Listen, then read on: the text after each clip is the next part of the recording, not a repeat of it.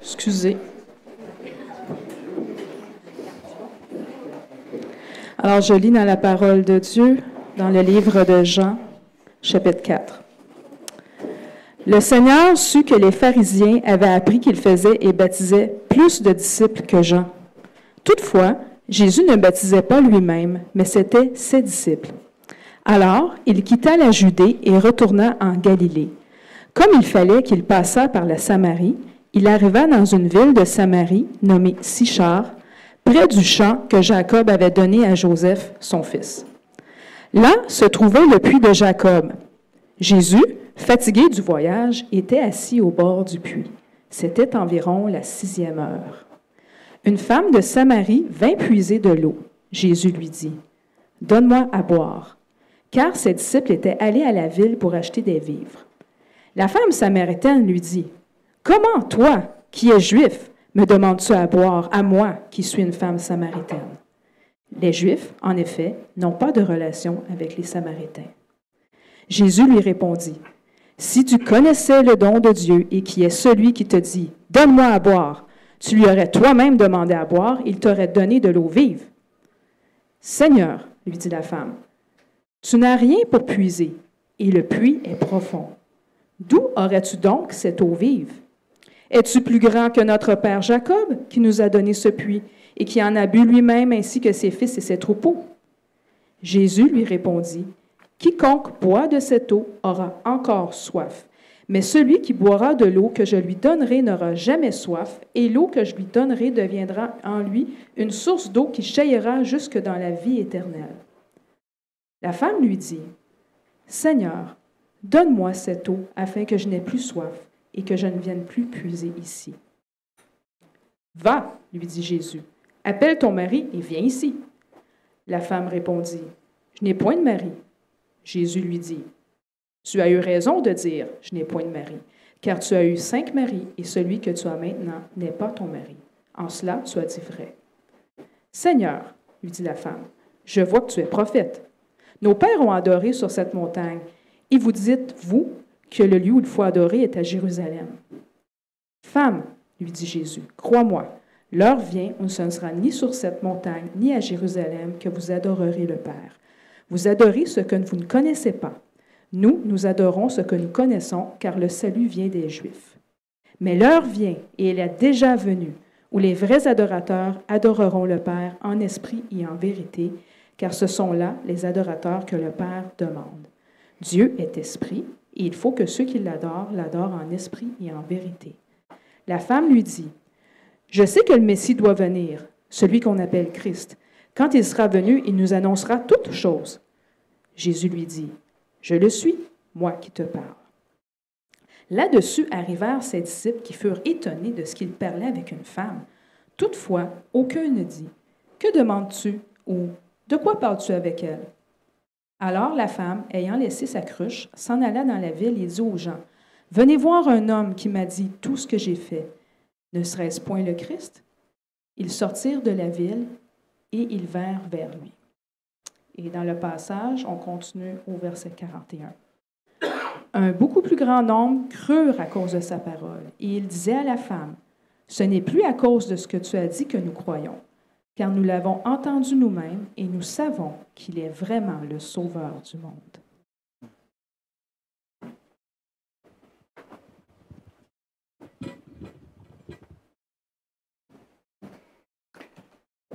Merci, Pascal.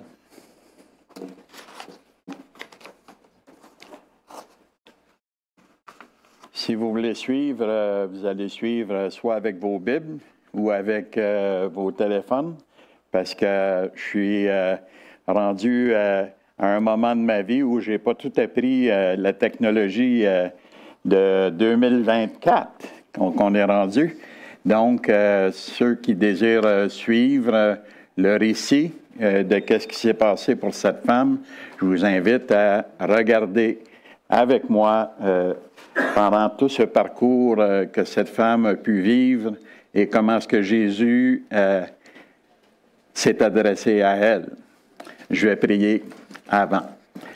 Seigneur Jésus, on est ici rassemblés ce matin. Premièrement, on veut te te rendre gloire, Seigneur, pour qu'est-ce que tu as fait dans la vie de Sophie. On veut, Seigneur, te laisser toute notre reconnaissance pour celui que tu es, pour celui qui a tout donné pour nous, celui qui est la vérité et la vie, celui qui conduit, le seul qui conduit vers le Père. Seigneur, on va regarder à travers l'Évangile de Jean comment tu t'es adressé à cette femme et comment tu as fait pour briser toute dépendance. Parce que, Seigneur, c'est toi seul qui as le pouvoir de briser cette dépendance. Et ça s'adresse à chacun d'entre nous, Seigneur. Si on dépend de quelque chose d'autre que toi, tu nous invites d'aller boire à ta source afin que ces dépendances puissent être mises en arrière et qu'on puisse constamment avoir soif de toi et pour ta gloire. Amen.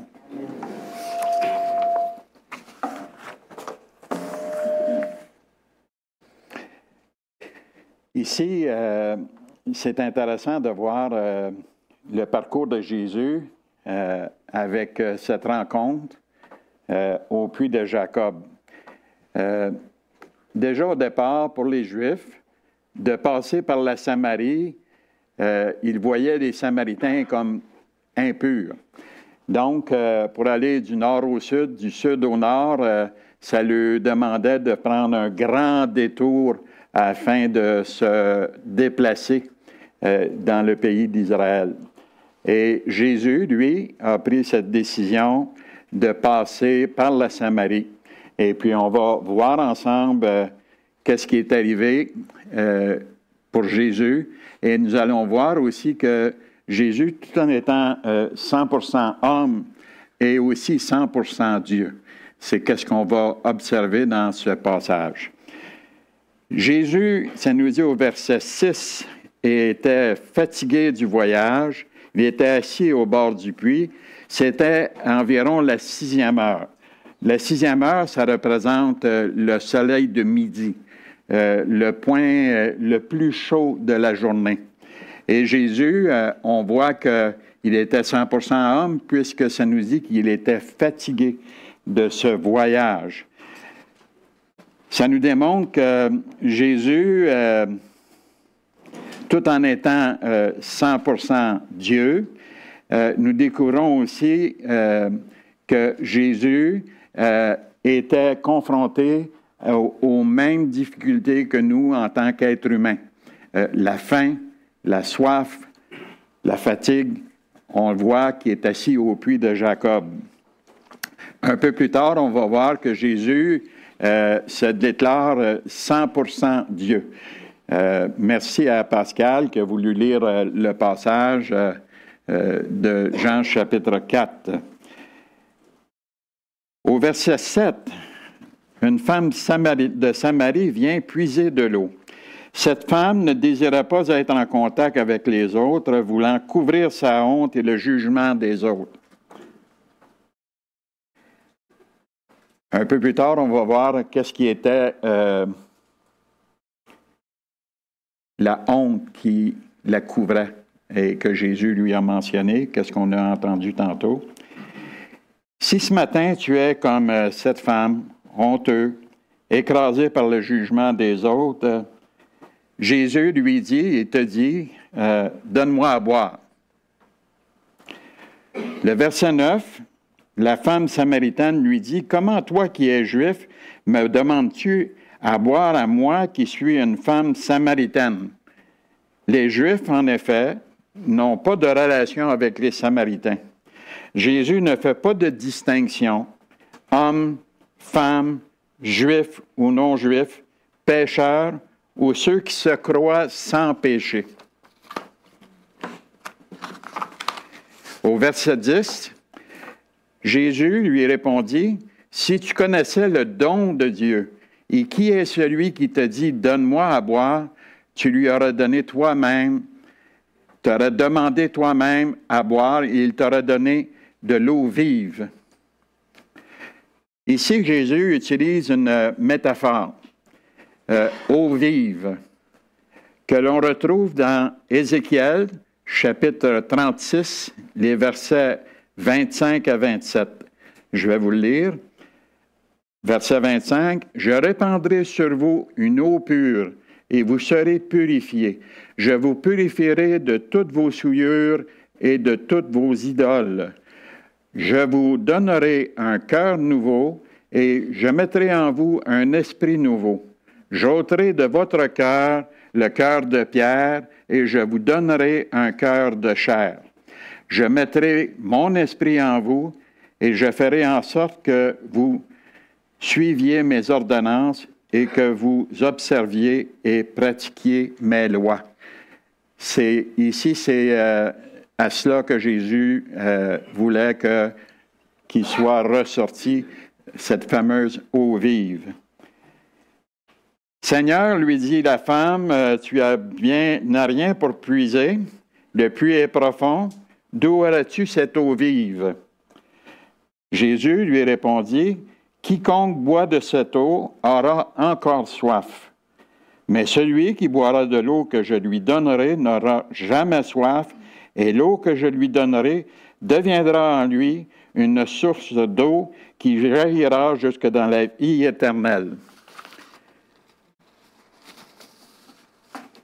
Au verset 15, la femme lui dit, « Seigneur, donne-moi de cette eau afin que je n'aie plus soif et que je ne vienne plus puiser ici. » On retrouve le même genre d'attitude face à Jésus avec Nicodème dans le chapitre 3.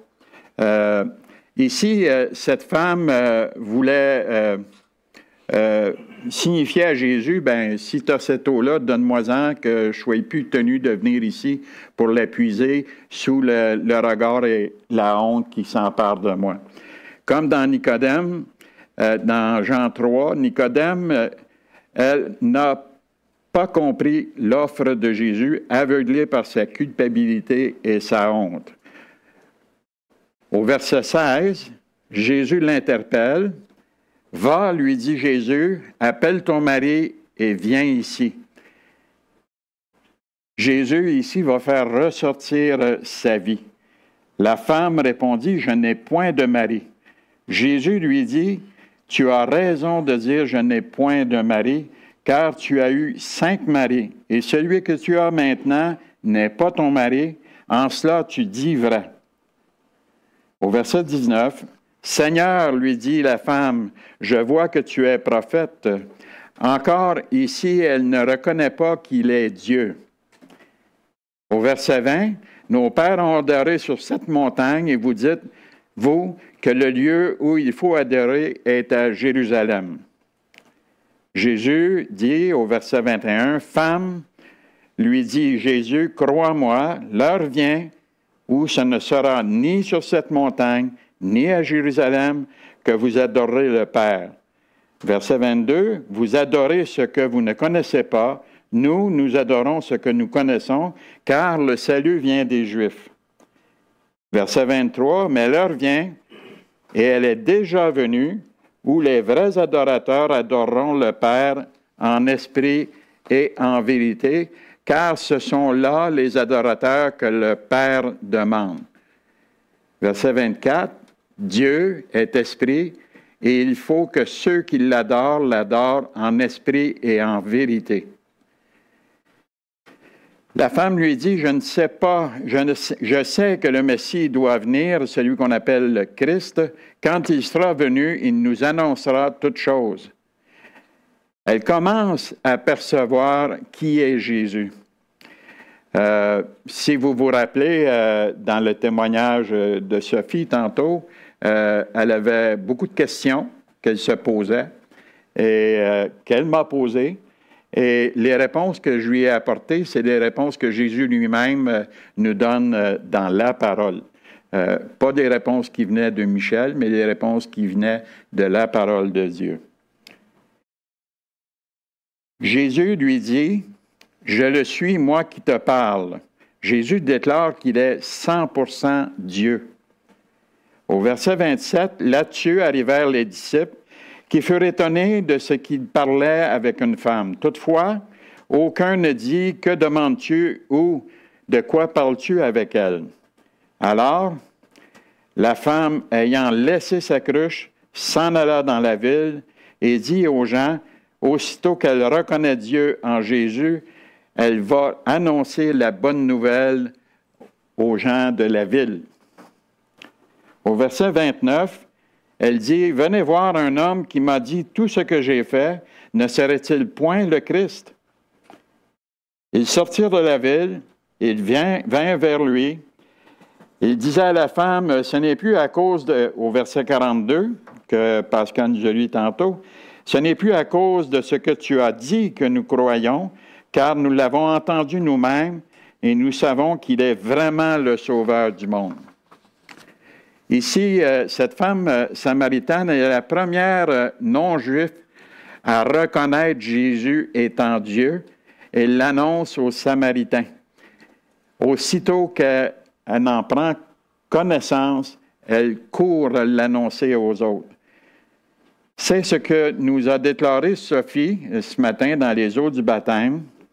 Jésus est vivant et parle à ton cœur. Il t'invite à mettre ta confiance en lui,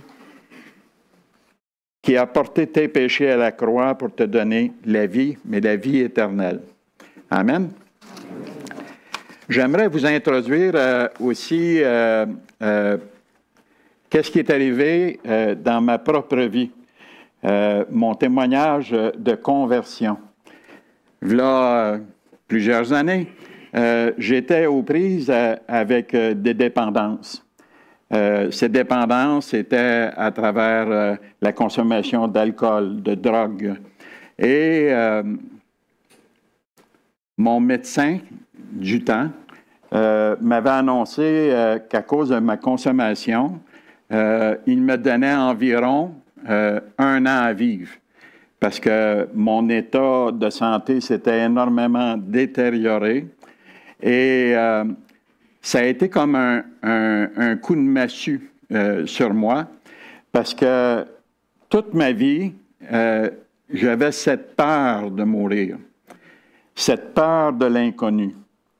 Et à chaque fois que j'ai mentionné à mon épouse que je cessais de façon totale la consommation d'alcool et de drogue, à chaque fois, j'étais vraiment sincère à son égard. Et j'avais le désir de vouloir cesser toute consommation. Par contre, au bout de 3 ou 4 jours, je commençais à avoir des tremblements, j'avais des douleurs dans l'estomac, et puis la peur de mourir revenait me hanter et je recommençais à consommer drogue et alcool par peur de mourir pour essayer d'étouffer cette peur que j'avais aucune solution pour ma vie. Un jour, il s'est présenté une situation particulière dans ma vie. C'est que dans l'endroit où je travaillais, il y avait un monsieur, Jean-Guy Descosses, qui travaillait aussi à ce même endroit, qui est un chrétien. Et puis, je n'avais pas une relation des plus cordiales nécessairement avec lui. Et mon chef d'unité, j'étais comme éducateur auprès des jeunes contrevenants. Et mon chef d'unité m'a demandé d'aller avec M. Descosses pour aller chercher une table de poule que quelqu'un donnait pour les jeunes de l'unité. Ça fait que j'ai accepté d'aller avec M. Descosses pour aller chercher cette table. Puis là, ben, sur la route, puis déjà auparavant, j'étais toujours aux prises avec cette consommation cachée aux yeux des autres, mais toujours aussi excessive le soir. Et puis, sur la route, en m'en allant pour chercher cette fameuse table de poule, j'ai commencé à m'ouvrir directement à M. Descosses pour lui dire dans quel état j'étais. Comment est-ce que je me sentais, un peu comme cette femme, et même beaucoup, honteux. et découragé par rapport à ma vie, par rapport à ses dépendances. À chaque soir, je disais à M. Descosses, à chaque soir, je vais au lit en ayant consommé beaucoup d'alcool et puis en cherchant de satisfaire un désir. Et le matin, quand je me levais, sur le comptoir, tout ce que j'avais consommé, toutes ces bouteilles-là, c'était vide, puis j'étais aussi vide que la veille. Donc, je retournais travailler et je cachais ma vie d'une façon comme cette femme, elle était honteuse. Je ne désirais pas que les autres puissent savoir dans quel état j'étais. Comme vous pouvez voir, des années plus tard, je peux en parler ouvertement parce que M. Descosses m'a mentionné, si tu veux, Michel, je t'invite à lire l'Évangile de Jean. Et si tu as des questions, demain, quand tu reviendras au travail, ben pose-les. Et si j'ai les réponses, je vais te les donner. Si je n'ai pas les réponses, je vais aller chercher des informations, puis je te pourrai te donner les réponses, éventuellement. Fait que j'étais bien d'accord avec ça.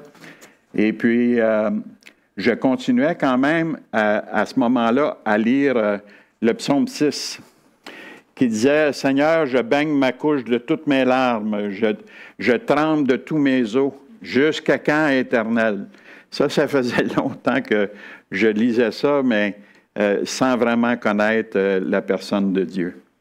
Et là, quand je suis arrivé au chapitre 4, c'est la raison pour laquelle j'ai choisi l'Évangile de Jean au chapitre 4. Quand Jésus dit à cette femme, « Si tu connaissais le don de Dieu, c'est toi qui me demanderais à boire, et je te donnerais une eau vive qui conduirait jusque dans la vie éternelle. » Je n'ai pas eu besoin que M. Descosses m'explique qu'est-ce que Jésus proposait à cette femme, puis qu'il me proposait pour ma vie, pour mes dépendances. Donc, ça faisait 3 semaines que j'avais vu mon médecin qui m'avait annoncé qu'au maximum 1 an, j'étais pour décéder par rapport au foie, par rapport à, pas ma foi, mais au foie. Et puis, finalement, j'ai pris cette décision de faire confiance à Jésus pour ma vie. J'ai dit, Seigneur Jésus, pour moi, c'est impossible de cesser toute cette consommation. J'y arrive pas. Et la peur de mourir m'envahit tellement. Mais, Seigneur Jésus, je te fais confiance. Je ne sais pas qu'est-ce qui va arriver, mais je sais une chose, c'est que je veux boire de cette eau. Et aussi, je sais que peu importe qu'est-ce qui va arriver, si c'est que mes jours soient terminés en cette vie, que je n'ai pas à craindre pour l'éternité, puisque je serai dans ta présence, parce que c'est cette promesse que tu as faite à cette femme, et cette même promesse est aussi valide pour moi. Ça fait que donc, j'ai pris la décision de cesser toute consommation.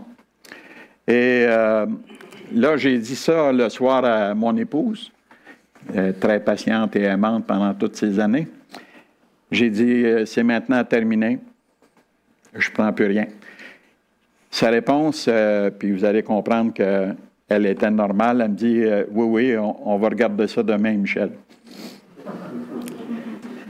Elle avait bien raison de douter, mais là, une journée a passé, 2 journées ont passé, 3 journées ont passé, 4 journées est arrivée. À la 5e journée, mon épouse a fallu qu'elle fasse des bouillons et puis mettre ça dans une tasse, que je sois capable d'en absorber un peu, parce que les mains me tremblaient tellement que je n'arrivais pas à même prendre une fourchette ou une cuillère. J'étais en train d'être sevré. Et la 7e journée, qu'est-ce que ça l'a fait? Ça a déclenché, qu'est-ce qu'ils appellent en désintoxication, du délirium tremens. Le délirium tremens, c'est des hallucinations qui vous arrivent. Vous avez, en tout cas dans mon cas, j'avais de grandes transpirations. J'avais l'impression que le plafond de ma chambre descendait sur moi pour m'écraser, carrément.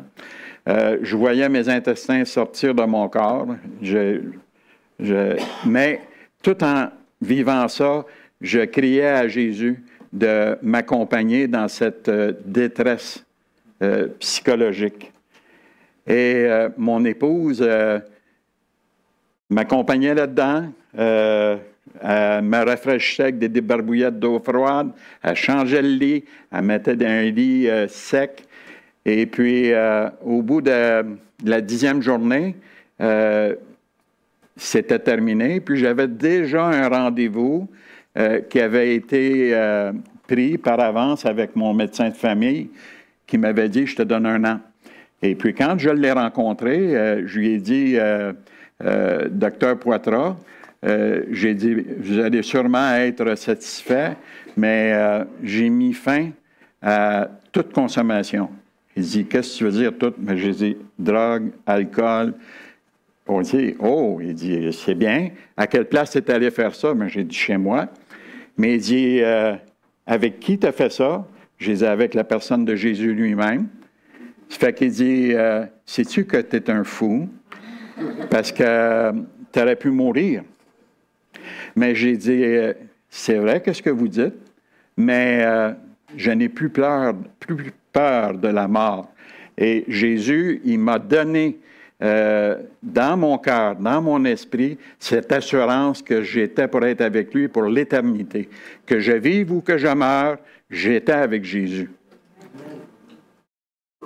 Il me dit à moi, il dit, écoute Michel, je suis content parce qu'il était temps que tu fasses de quoi, parce que je ne te contais pas d'histoire 1 an, puis c'était terminé pour toi.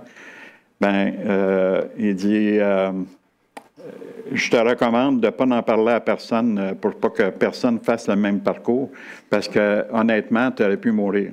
J'ai dit oui, je ne recommanderais pas ça nécessairement à quelqu'un de faire la même expérience, mais ça ne m'empêchera pas de pouvoir lui partager ce que Jésus a fait dans ma vie, comment est-ce que Jésus a transformé ma vie, comment est-ce que Jésus m'a accompagné dans ces moments de détresse.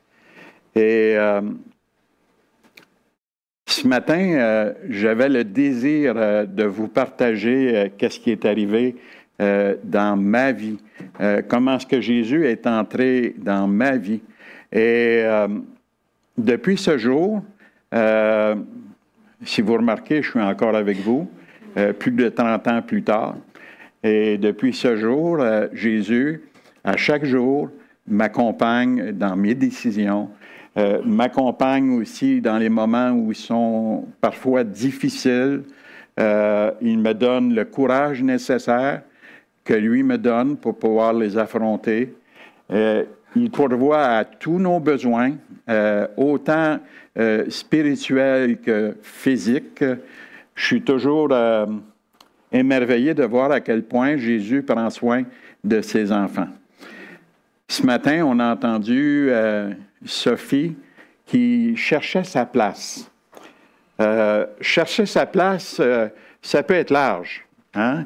Ça peut être une place sociale où je vais avoir du bon temps, où les gens vont pouvoir me reconnaître, où je vais sentir que je suis importante pour les gens.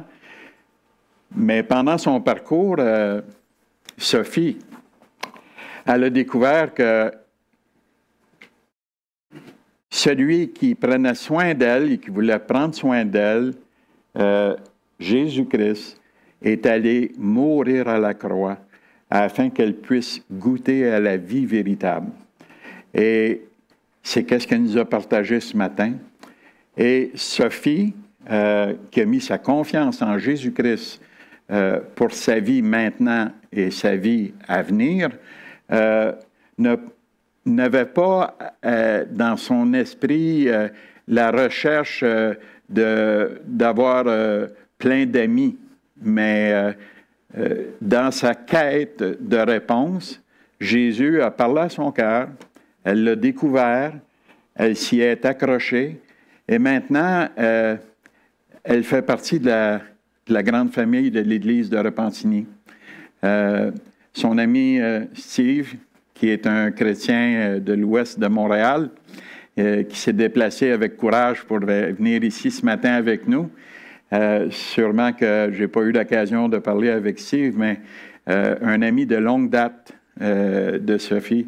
Sûrement que Steve, comme les anges au ciel, ça nous dit que les anges, quand une âme est arrachée des mains de l'adversaire, les anges chantent des louanges et des gloires à Dieu pour cette âme qui n'appartient plus au prince de ce monde, celui qui est un menteur, le père du mensonge, puis un assassin, pour pas qu'aucune personne puisse se tourner vers Jésus-Christ.